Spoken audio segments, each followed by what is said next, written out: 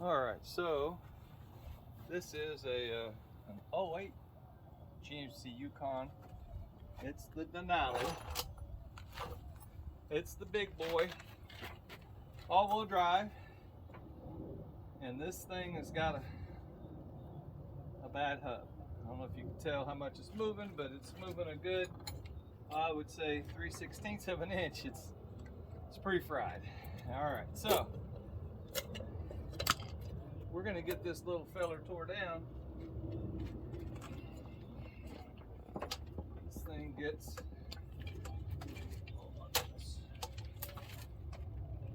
22 millimeter on these things. Get it going the right way. Get these fellers off. Now this is an Oklahoma vehicle. Had a little bit of damage on these rims. Just, I guess from road debris or something when I got it. That's how it was. I've done some other videos on this vehicle. Changing the shocks. Has that electronic suspension. And I converted it with the R-Knot conversion shocks. So, since I bought it, done that. I've changed the torque converter. Ordered a heavy duty billet torque converter for it, because that seems to be a problem with these vehicles. Let's put a jack stand under there somewhere so we don't cut our toes off.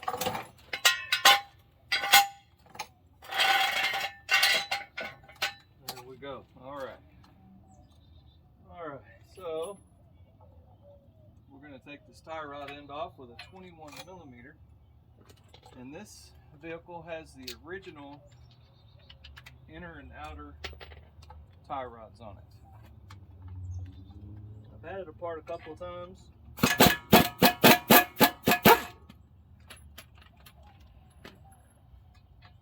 Haven't noticed any slack in it, so it's been doing pretty good.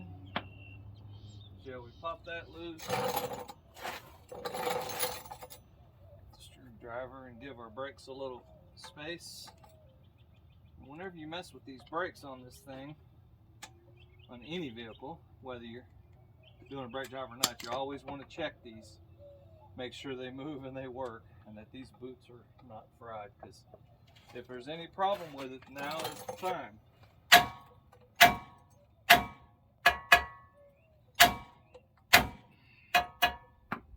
Alright, so there's the tie rod end, and somebody doesn't like the way I took that off. Well, that's too bad.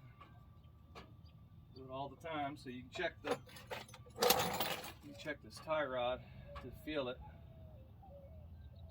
And it's got a tiny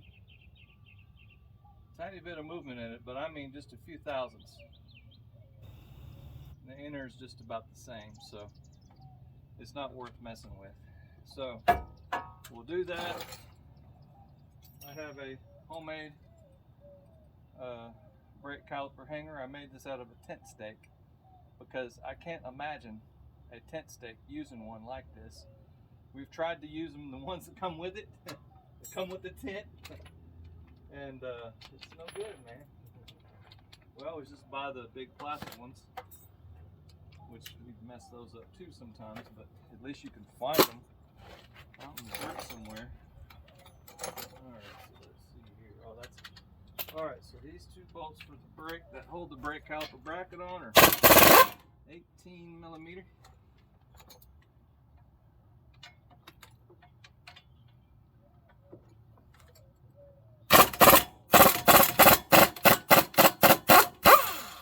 So that's got to come off. And these got yellow Loctite on them. Some of that Loctite that they use is yellow, so this particular one has yellow on it, and I will be going back with blue because, you know, I like to mix it up sometimes. I think I do have some yellow. It's a little bit stronger. So we get a Torx. This is a T30. And if you have never had this off before, this little Torx feller, don't just go after it with a impact driver or anything. You're gonna have to be careful with that. There's our brake rotor. We'll just get rid of that right there. Can't really feel it. Can't really demo a good shaky on that, but man, the one on the other side, it was toasted pretty good. So I like the original ABS sensors, okay? The AC Delco ones. The ones that come on the Dorman hubs are okay. I don't want to risk there being a problem. So you got to bend that out a little bit to get in here. I know I'm pretty lazy. So that'll get that screw out there. It's the same size Torx there, T30. So just make sure and clean it off real good before you try to go after it, because if it's too, let's see, this one here, someone has messed with it before. It's got a little spacer on it. Sometimes they have a little spacer to keep it from striking inside. If it gets too close, it hits the reluctor wheel. That's what it's called, the reluctor. And then you're going to have problems. So we don't want to have problems. I'm going to give it a little bit of juice. This bottle of juice here, I was on a walk with the dog, and this was laying on the ground. I've never used it before. Is that 45? Seems like it works pretty good. Pretty good stuff. But anyway, so we got those 3 bolts there, and they're cooking right now. They're cooking with the juice, penetrating oil, or whatever you want to call this stuff. Let's get this one.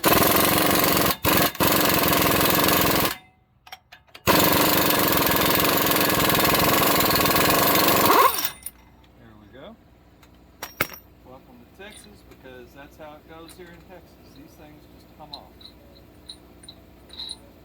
Washers, they don't come off anywhere. There we go. That's our washer. That takes a, what size is that? That's a 36 millimeter. So that's as far as we're going with that axle. Now that'll give us enough room in the back side there for me to get this 15 millimeter and buzz that little feller out. Let's see how that feels. It still has too much.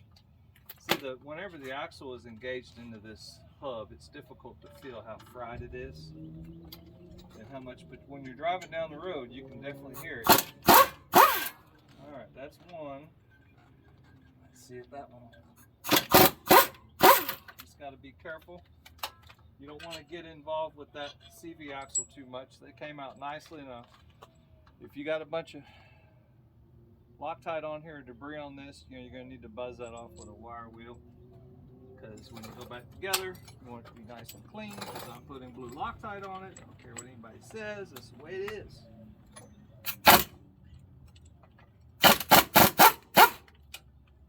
All right. Those 3 guys there. Here we go. So let's see here.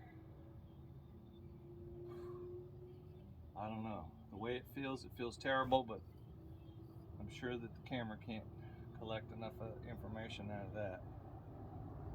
But it's definitely fried, so throw it over there. Clean all this stuff up real nice and pretty. See, this in here needs to be all cleaned up. We'll get a wire wheel and all that. Get it sorted out nice and pretty.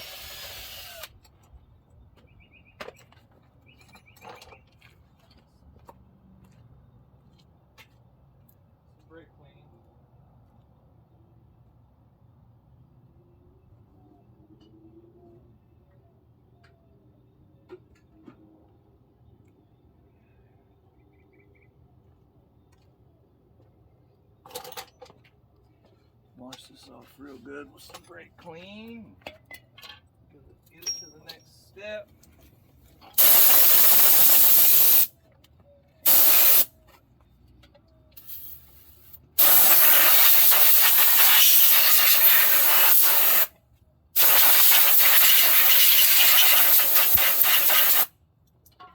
There we go.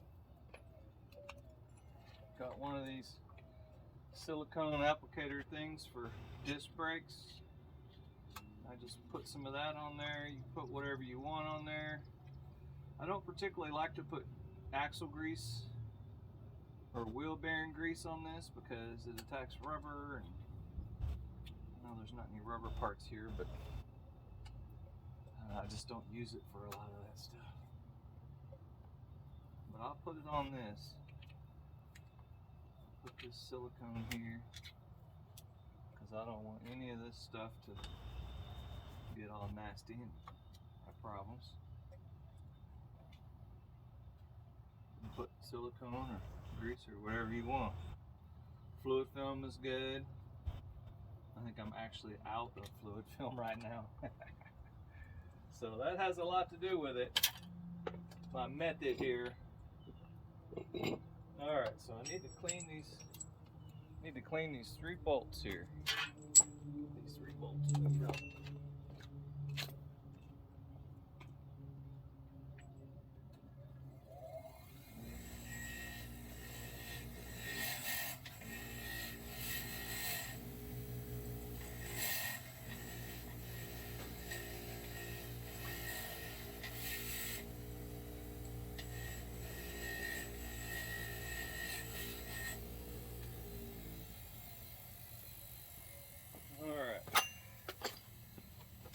Make sure, one thing I didn't say anything about was you pop the lid on your master cylinder. If your master cylinder is at the perfect height, then you push that piston in on your brake caliper, and you might blow your cap off, which I guarantee you it's not the first time that one's been blown off, but you just don't want to risk blowing the entire thing off of the master cylinder housing. That's not fun.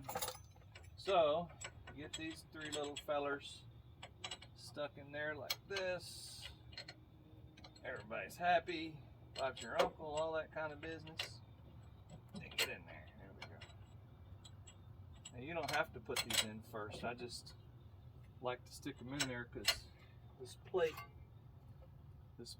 business here likes to have something to hang on.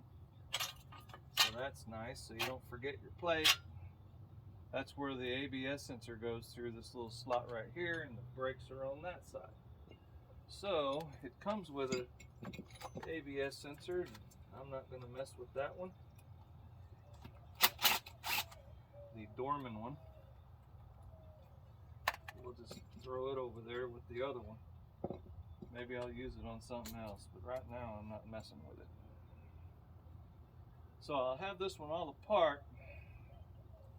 Oh, and I'll go ahead and grease these upper and lower ball joints, the tie rod end, and anything else that needs to be fiddled with.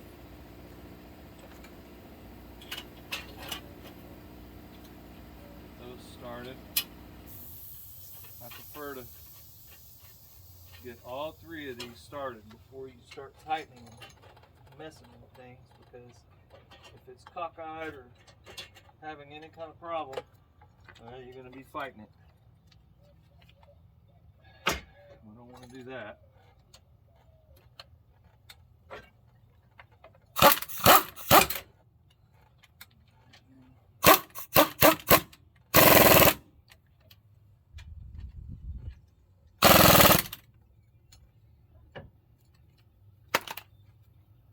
Go.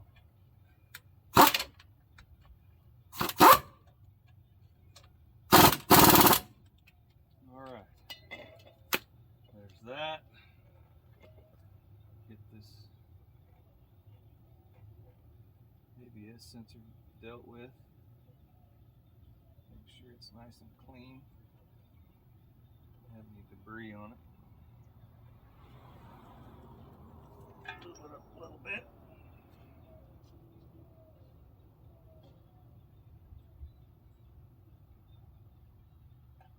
Alright.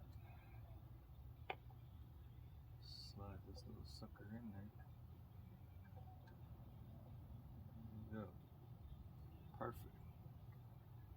Now, if you're worried about it touching, you can, after you tighten it up, which I would say that the torque spec for that is like very little, like 100 inch-pounds or something. I mean, it's not very tight, so don't hammer the shit out of it. Just kind of be nice. Now you can move this a little bit and tell if it's dragging on something or not. It feels fine. All right, so that's all of those. I do not put Loctite on this. Fine there. I do grease the face of this thing. Get some grease on here because that rim is alloy rim.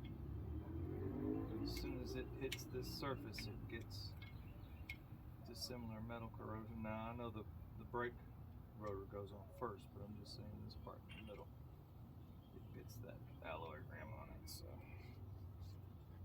there's that.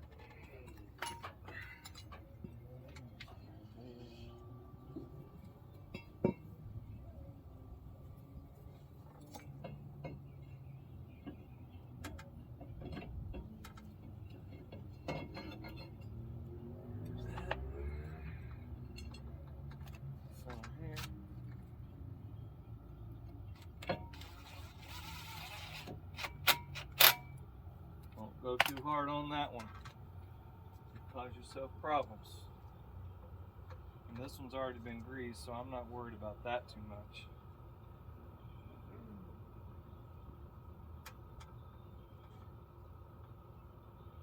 Just want to make sure it's done right. Let's tighten up that axle nut.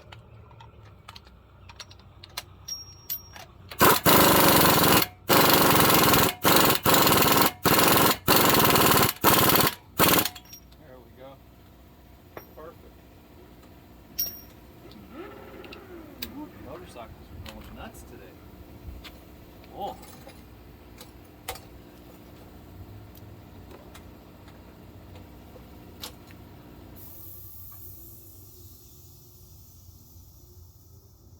Gonna blow that sucker up, man. Of course, I talk all that mess. I used to do the same thing on mine, so I used to have one of those hot rod motorcycles. Oh. Probably still hadn't learned my lesson. Still get on one and do stupid things.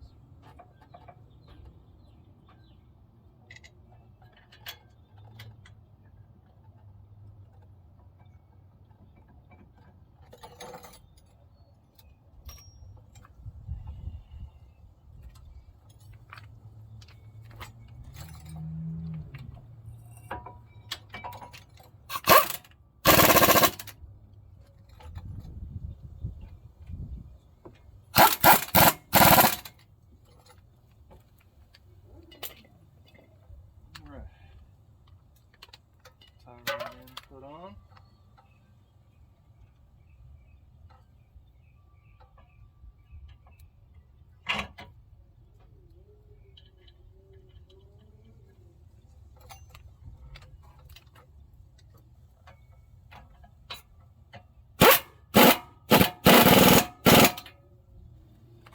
There we go.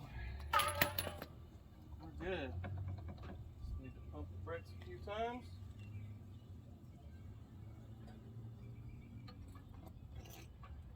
Give it some grease juice here.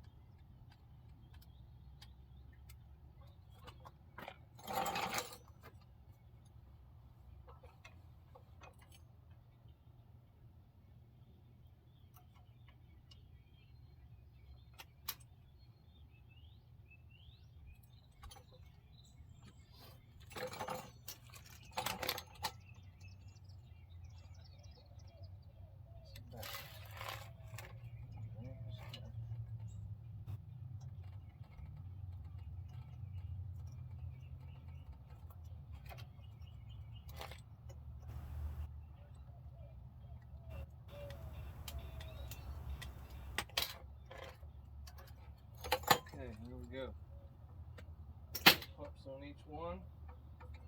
It's all good. Everything is together. Everything is done.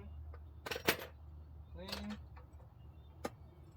If you haven't done the other side, well, go do the other side now. So I've already done it.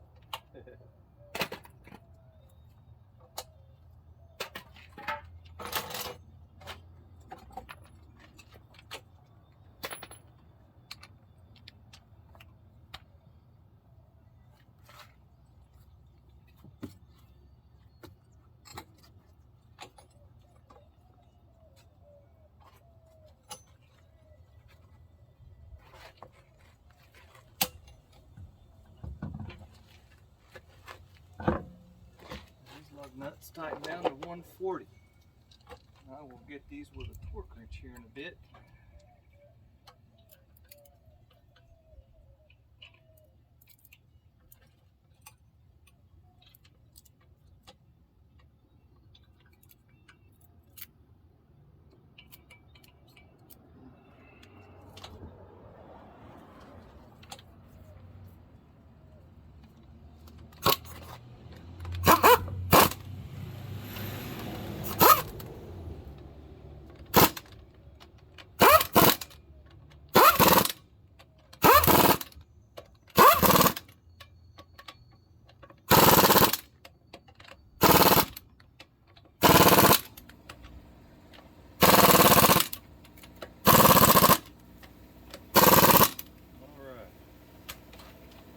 Well, I hope that helps someone. Y'all have a good day.